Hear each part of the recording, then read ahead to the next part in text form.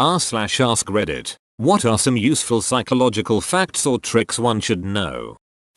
Little kids are literally incapable of seeing others' perspectives. It's called theory of mind and you don't get it until you're 5 or so. Before that you're like a little sociopath. Which is weird, because dogs have a theory of mind. That's why they always want the food you have. They know you know things they don't. My dog never takes my food. I once accidentally left half a sub sitting on the coffee table when I went to work. I came back to find it untouched. Does this mean he's an idiot or extra smart? I always get the two confused. Also regarding this theory, kids are literally narcissists. Early psychologists theorized narcissism to be a regression to a childlike mental state. They do seem like people who never grew emotionally or maturity-wise beyond early childhood. They just got older. When listing things to someone, they are most likely to remember the first and last items in the list. This can be used when giving someone options and you would rather them choose certain ones without being too obvious if the items on the list aren't particularly out of place. Did not know this one. Will test out in certain scenarios to see for myself. Also, if given multiple choices from a written list and all are equally valid, people tend towards the one in the middle. Same goes for politically charged options. Presenting an extreme left policy, an extreme right, and a central policy, and assuming the person you're talking to has an open mind and no gigantic biases, they'll skew towards the middle one. This same principle goes for price. People don't like to buy the cheapest thing on the market, but the most expensive is often seen as unnecessary luxury, so they go for an option closer to the middle of the price range. Placebo works even when you know it's a placebo. This is pretty surprising to me. Pavlovian training is the same. My life is run by placebos and Pavlov. I used to call people who had committed fraud when working in banking. Silence is such a wonderful thing when trying to get people to talk. They naturally feel awkward and try to fill the silence. My supervisor at work tries this all the time. I just let it be awkward. It's really just efficient if people do mind the awkward or are nervous. But it's also really funny being on the receiving end of the silence and just wait till they can't pull off their own stuff anymore and it starts working against them. If you want someone to like you more, ask them for a small favor, something they're likely to say yes to. It seems counterintuitive. You might expect that doing a favor for them is the way to go, but no, the brain is constantly justifying. So while they're doing a favor for you, the brain will logic out, why am I doing this? I must like that person enough to do this for them, and they'll like you more. Of course this has a limit. Ask them for too much too often and it'll backfire for sure, but used right it works really well. It works way better if you thank them very enthusiastically afterwards. Plus, subconsciously they feel you owe them, which also builds relationships. This makes it more likely they'll feel comfortable around you and ask you for favors. Give kids a choice when trying to get them to do something. Would you like broccoli or carrots with lunch? When trying to get them to eat. Do you want mom or dad to tuck you in? When trying to get them to go to bed. It's not 100% by any means, but giving them the power of choice helps them feel in control and less likely to freak out. It might work with adults too, tbh. I just use it with my niece and things go so much smoother. 15 minutes before bedtime. Do you want to go to bed now or in 15 minutes? The false choice is the best with kids. It does work with adults. Also to do with the social awkwardness of challenging someone who's assumed a yes answer. It's a commonly taught sales technique. While walking on a crowded street, keep looking to the path you want to go. Most people will avoid getting in your way. Unless you're a high school student who lives in my area. I walk to work and usually need to get there right to school lets out. Can't tell you how many people seem to intentionally get in my way. They're high school students. They are intentionally getting in your way. Just walk right through them. They will learn to conform to society's norms. If someone has hiccups, ask them, hey, what's tofu made of? It works like 80% of the time. A Japanese person taught me this trick. Apparently it's common there. It even works on me. And I know both this trick and what tofu is made of. I ask them another term for an uneducated bumpkin. They usually say hick. I was eating at a restaurant on holiday once and I had the worst hiccups ever. The type of hiccups that you can't even speak a sentence because they're so violent. A lady on the table next to me turned round and said, "Excuse me, if you can do 2 hiccups in the next 10 seconds I'll give you £10. Those ducking hiccups disappeared right then because I was trying so hard to hiccup. Now whenever somebody has hiccups, this is what we do and it always works. Until it doesn't. And you have to pay up £10.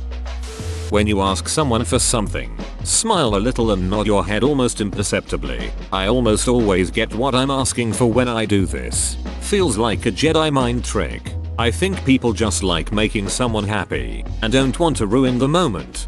My husband pointed out to me that our oldest child uses this and rhetoric to get what she wants. She's 4. "Can I have a juice?" Before we can answer, she's shaking her head yes while also saying, "Yes, I can have juice." The way you describe it felt a little less subtle. Listen more than you talk, and when you talk, prove that you listened. So I should listen more than I talk, and when I do so, I should prove that I listened. I got that right. Mirroring a person's body language makes them feel more positive towards you, as if you two have something in common. Just don't make it too obvious. Stay subtle or they might feel put off. That's how I ended up best friends with the guy jerking it on the NYC subway. Match the tone and pace of another person's speaking style. It connects you on a subconscious level and they are more trusting of you. Whenever one of my customers have an accent, if the conversation lasts long enough, I'll start to slowly mimic their accent. I don't do this on purpose. Been there. It's weird. My favorite isn't super useful, but I use it to mess with my coworker. Often if you are in a conversation you can just hand someone something and they will usually willingly take it so long as you don't break the conversation.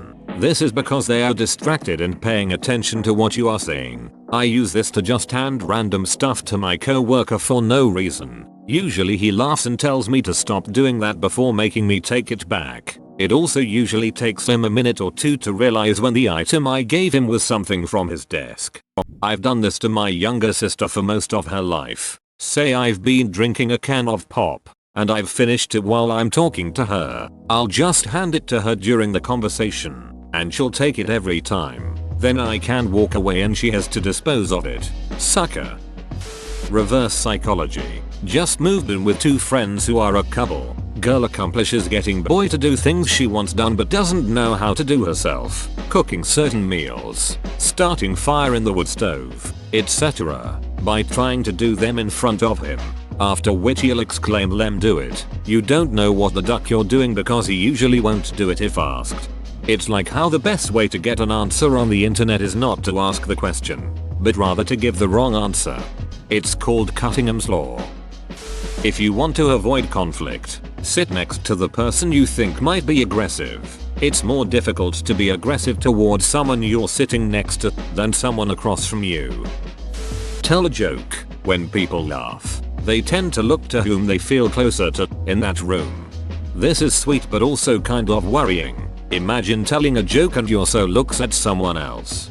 That's actually a risk. Understate yourself and your accomplishments by 15%.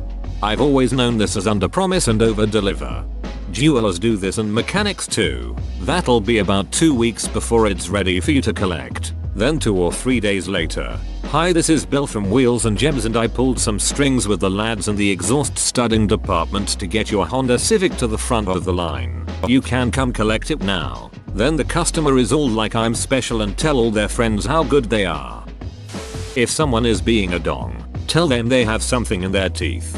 That will make them feel self-conscious and weird, and should end their dongishness. Works every time. "Hey, you've got dong in your teeth." Dong.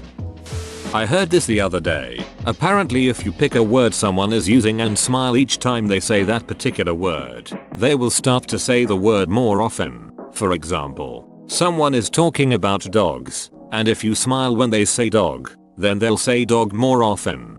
Probably the word that makes me smile the most is food. Your body creates a lot of associations that aren't actually there. It will associate wearing work clothes with having to focus, and wearing loungewear with relaxing. So if you work from home, or can wear casual clothing at work, It may be worth it to actually put on a pair of slacks for productivity's sake, if your brain has actually made the connection.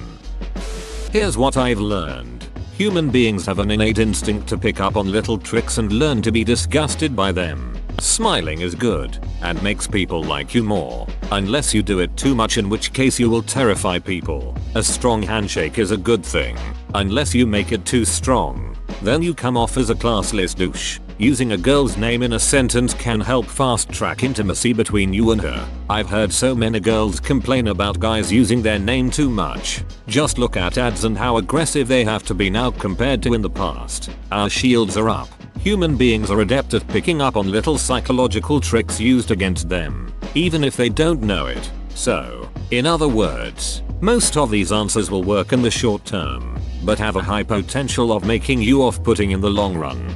About the ads, I've actually just learned that some people, besides doing so consciously, also subconsciously avoid looking at the spot on a page where advertisement banners are placed. It's, very appropriately, called banner blindness.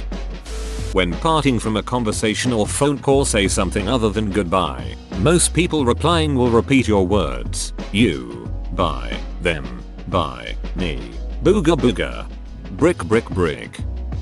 Fake it till you make it when it comes to confidence. It's true. Then you'll realize how many other people are faking it too. This is actually how I got confidence. I would emulate the behavior of a confident character in a show I really enjoyed, and then with time that became my own behavior. Now I can talk to more or less anyone without feeling particularly worried, and I used to have social anxiety f.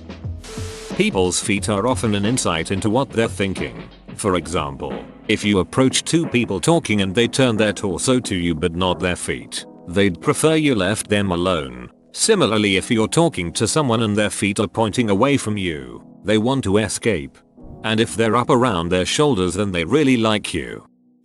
When giving verbal instructions, say the thing you want the listener to do instead of the thing you want them to avoid. What brand should we buy? All of them are good except for brand X. Stay away from X. Later, we got brand X just like you said. The brand name stuck in their mind but they forgot you were telling them to avoid it. Happens with a lot of things.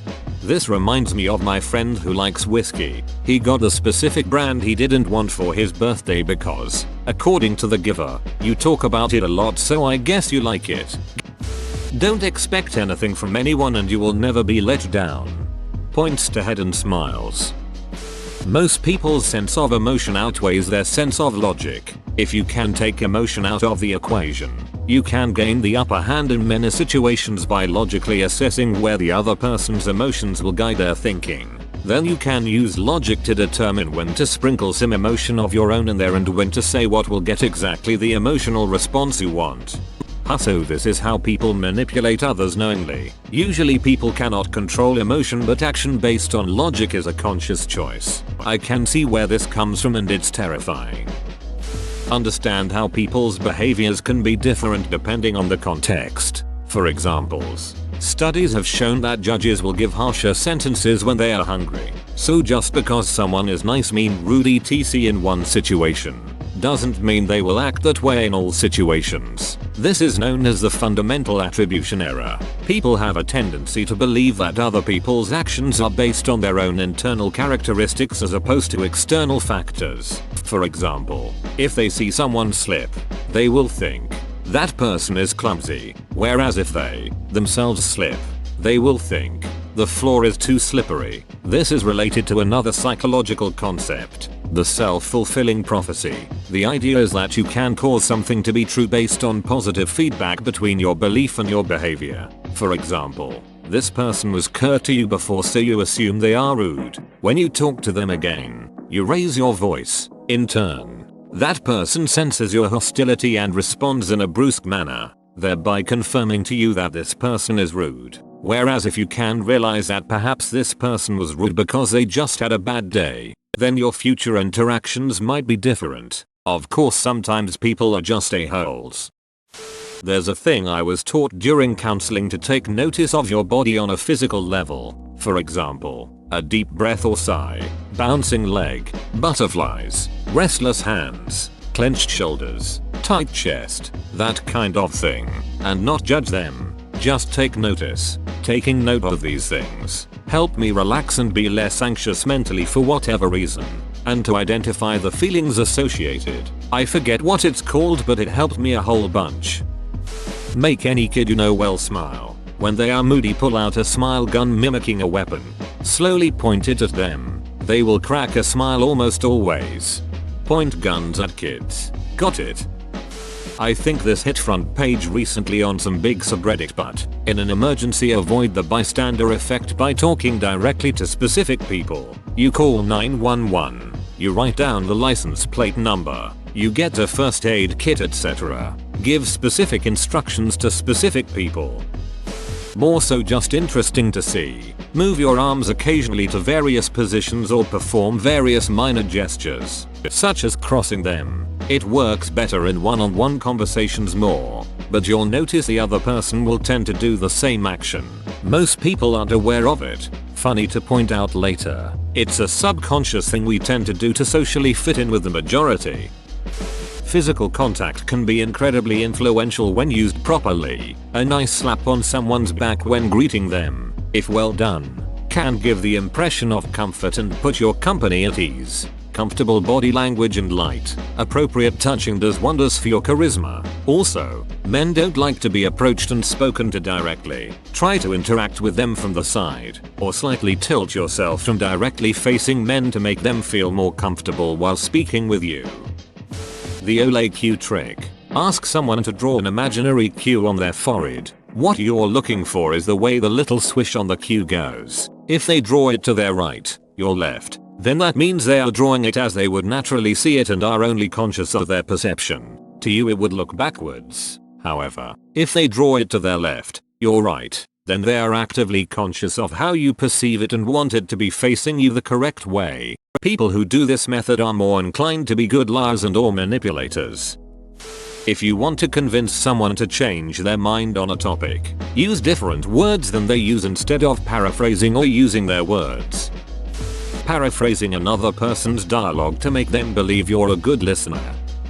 1 in 5 women and 1 in 20 men admit to sleeping with a cuddly toy on a regular basis. So teddy bear may be a good present both for women and men. Whoa, you made it to the end? You're a ducking beast. I'll cut you a deal. Smash like and subscribe for more curated content, bruh. It's free and that's a great price.